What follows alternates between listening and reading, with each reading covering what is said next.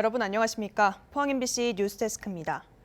오늘 0시 기준 경북의 코로나19 확진자는 5,687명 발생해 전날보다 500명 가까이 줄었습니다.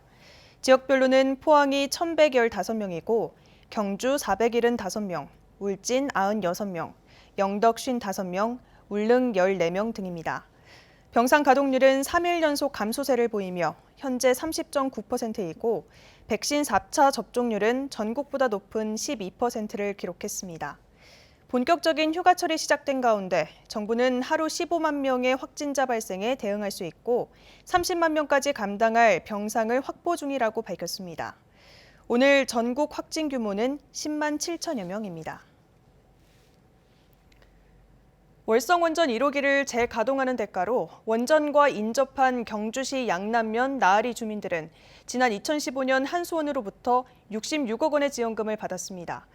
주민추진위원회가 이 지원비로 풀빌라와 게스트하우스를 지어 운영했는데 2년 동안 주민들 통장에 입금된 수익금은 한 푼도 없다고 합니다.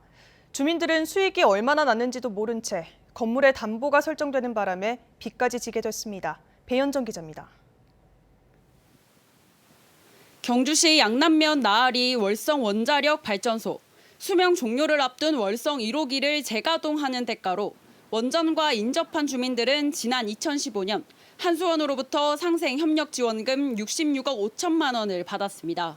물론 위험하니까 보상을 줬을 거 아니야. 그렇지? 또 그렇다고 해서 뭐 일반 땅 공장들이 딴 도시 같은데 옆에 있다고 해서 뭐 주민들한테 막 돈 주고 하진 않았잖아. 원전 인근 주민으로 구성된 나아리 시범마을 추진위원회가 이 지원비로 풀빌라와 게스트하우스를 지었습니다. 수익을 주민들에게 돌려주자는 취지인데 사업 초기부터 예산 집행을 둘러싼 잡음이 일었습니다. 지난 2020년에는 예산이 불투명하게 집행된다며 주민들의 집단 시위와 단식 투쟁이 잇따랐고 경찰 고소까지 이어졌습니다. 상당히 큰 돈이잖아요. 그리고 이거는 뭐 한수원에서 지급했다 하더라도 결국은 세금이잖아요. 그죠? 그렇기 때문에 무조건 투명하고 공정하게 해야 되는 게 최우선이겠죠. 풀빌라와 게스트하우스가 논란 끝에 완공됐지만 주민 통장에 들어온 수익금은 한 푼도 없습니다. 게다가 지원비로 지어진 건물엔 근저당권까지 설정됐습니다. 풀빌라에 2020년 27억 6천만 원, 게스트하우스에 5억 4천만 원, 주민들이 진 빚은 27억 5천만 원에 이릅니다. 이게 정상적으로 못하면은 그게 뭐 그 경매 더하기나 어떤 뭐 그런 그 난리는 꼴이 안 오겠나. 참 이거 참 아니다. 이자가 이렇게 비싸게 올라가는데 과연 이걸 참 어떻게 잘하고 있는가. 참 걱정스럽죠.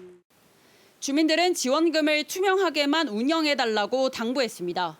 정관에 따라 결산 보고서 승인과 손실금 처리 등을 의논하기 위해 추진위는 매년 1회 정기총회를 개최해야 합니다. 하지만 2020년 7월 이후 한 차례도 열리지 않았습니다. 정관 규정을 어긴 것에 대해 추진위를 총괄하는 마을이장은 코로나19로 인해 많은 주민을 모을 수 없었고 검경 수사로 바쁘자 주민들이 총회를 열지 않아도 된다고 만류했다고 입장을 밝혔고 앞으로 수익성에 대해서도 장담할 수 없다고 밝혔습니다. 40여 년간 위험한 원전을 떠안고 살아온 대가로 받은 66억 원. 지금 원자력에서 나오는 돈과 사업을 해서 한 번도 성공한 적이 없어. 돈만 다 날라가고 주민들만 더 피폐해졌지 하나도 주민들한테 돌아오는 건 없었다는 거지. 지원금은 모두 사라지고 빚만 떠안게 된 상황에서 주민들은 억장이 무너진다고 말했습니다. MBC 뉴스 배현정입니다. 환동해권 지자체의 경제협력과 교류 방안을 모색하는 제10회 환동해 국제심포지엄이 오늘 포항시청 대회의실에서 열렸습니다.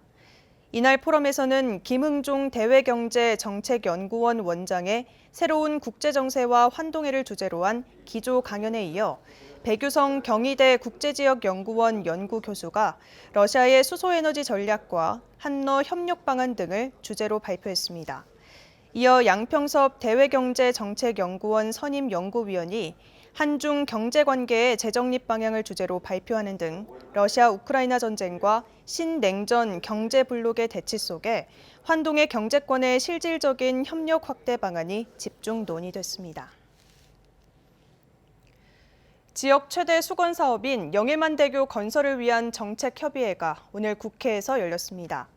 이날 정책협의회는 김정재, 김병욱 국회의원과 이강덕 포항시장, 국방부, 합동참모본부, 해군본부 관계자가 참석했으며 영일만대교를 건설하면 전시의 군함 통행이 어려울 수 있어 작전에 방해가 된다는 국방부의 반발과 관련해 서로 의견을 교환했습니다. 양측은 오늘 첫 만남에 이어 조만간 2차 협의회를 갖고 긍정적인 방향으로 문제를 풀기 위해 노력하기로 했습니다. 해상 교량을 포함한 18km의 영일만대교는 총 사업비가 1조 6천억 원에 이르는 대규모 국책 사업으로 사업비 부담의 일부 구간을 해저 터널로 건설하는 대신 전 구간을 해상 교량으로 지으려 하자 국방부가 반발하고 있습니다. 교육부가 추진하는 초등학교 입학 연령 하향과 관련해 경북교육청이 장기간의 검토 과정이 필요하다고 입장을 밝혔습니다. 임종식 교육감은 교육부 발표로 학부모들의 걱정이 큰 것으로 알고 있다며 국가교육정책은 학생들의 발달 단계와 교육 현장의 여건 등을 반영해 장기간 의견 수렴과 검토 과정이 필요하다고 지적했습니다. 교육부는 지난달 19일 모든 아이의 교육을 조기부터 지원하는 학제 개편을 추진할 계획이라고 발표했고 이후 지역에서도 논란이 이어지고 있습니다. 경주시는 상반기에 이어 하반기 농어민 수당 30만 원을 지역화폐인 경주페이로 지급한다고 밝혔습니다. 농어민 수당은 올해 처음 도입됐고 113억 6,900만 원을 들여 상하반기로 나눠 지급합니다. 지급 대상은 2020년 12월 31일까지 도내 주소를 두고 농어업 경영체를 등록한 실제 경영주이며 농업 이외의 종합소득이 3,700만 원을 넘으면 제외됩니다. 정부가 심야 시간 택시 운행을 늘리기 위해 개인 택시 부재 전면 해제 등을 도입할 움직임을 보이자 포항 지역 법인 택시 업계가 반발하고 나섰습니다. 포항시는 택시가 과잉 공급되고 있다는 2019년 조사 결과를 바탕으로 꾸준히 택시를 줄이는 감차를 추진해 왔는데 법인 택시 업계는 이런 상황에서 부재를 해제하는 것은 모순이라며 반발하고 있습니다. 포항은 개인 택시 5부제, 법인 택시 6부제를 적용하고 있는데 만약 정부안이 적용되면 개인 택시 기사는 지금보다 영업일을 더 늘릴 수 있습니다. 경북 동해안 전역에 나흘째 폭염경보가 내려졌습니다. 내일도 무더운 날씨는 이어지겠습니다. 조주경 기상캐스터입니다.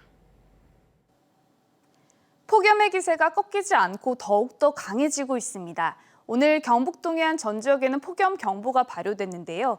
내일도 무더위는 계속되겠습니다. 포항의 아침 기온은 27도로 오늘과 비슷하게 시작하겠고요. 한낮에는 36도까지 오르면서 오늘보다 더 덥게 느껴지겠습니다. 무더위 속에 경주와 울진 지역을 중심으로는 소나기 소식이 있는데요.